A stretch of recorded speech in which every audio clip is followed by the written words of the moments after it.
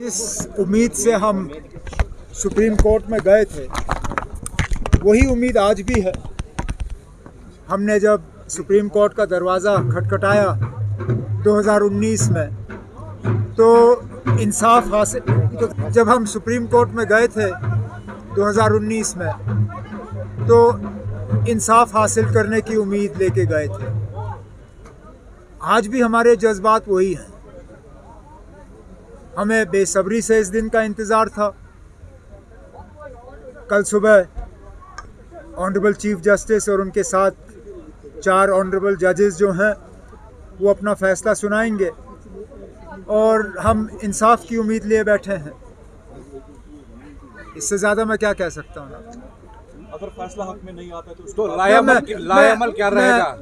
मैं अगर मगर में नहीं जाता हूँ ना।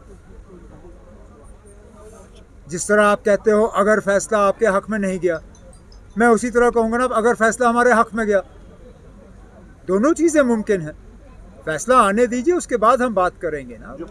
आज कोई ये नहीं कह सकता है कि उनको पता है कि ऑनरेबल जजेस की तरफ से क्या फैसला आने वाला है। पुलिस प्रिकॉशनरी मेजर्स ले रहे हैं, अरेस्ट कर रहे हैं, बुला रहे हैं, अब अफसोस है। कम से कम यहाँ के लोगों पे भरोसा करिए। यहाँ के लोगों ने कब पिछले 4 सालों में कानून को अपने हाथ में लिया? 2019 में नहीं लिया, 2020 में नहीं लिया। आज जबकि गाज़ा को लेके हम सब बहुत ज़्यादा नाराज़ हैं, आज भी लोग जो हैं दिमाग से काम ले रहे हैं, माहौल को बिगाड़ने की कोशिश नहीं कर रहे हैं। फैसला आने के बाद भी यहाँ के लोग जो हैं वो माहौल नहीं बिगाड़ेंगे।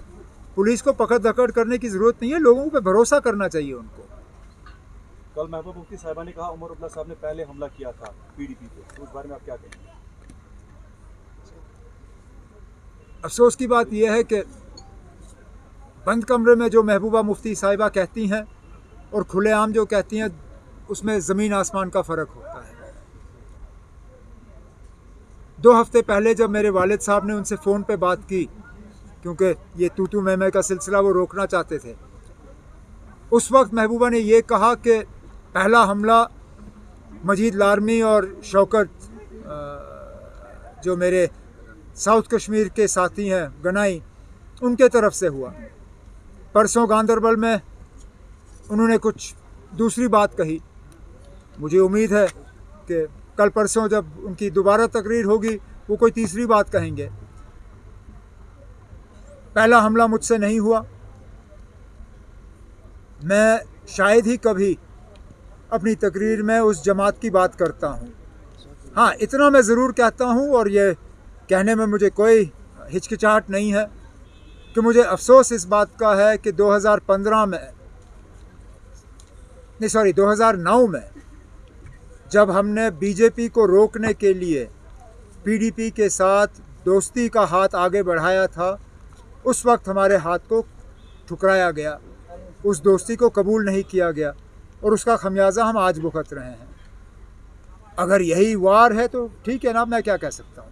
आपको लग रहा है जो है वो बातें कही, तो लग रहा है कि धीरे-धीरे आप कहीं ना कहीं खात्मे के दहाने पे। जब हमारे खिलाफ बातें होती हैं तो क्या हम खामोश रहें?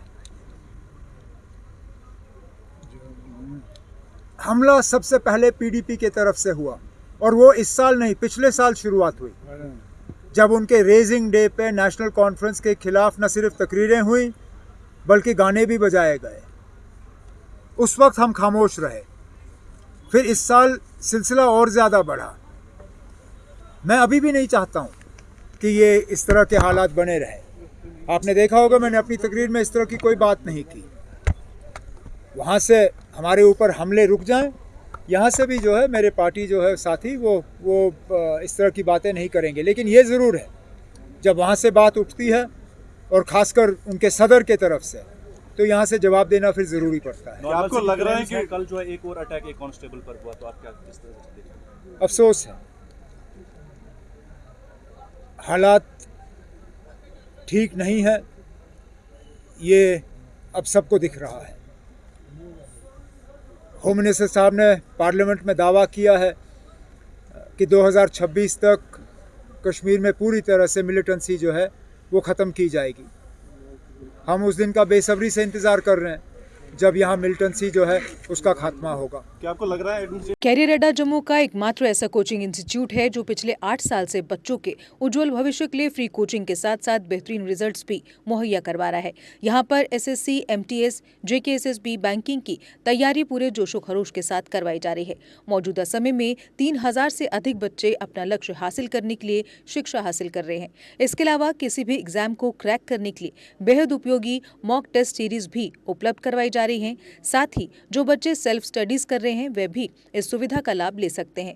बच्चों के लिए फ्री डाउट सेशन भी दिए जा रहे हैं, तो देर किस बात की, आज ही आएं और कैरियर अड्डा में सोमवार से शुरू हो रहे बैच में अपनी सीट बुक करवाएं।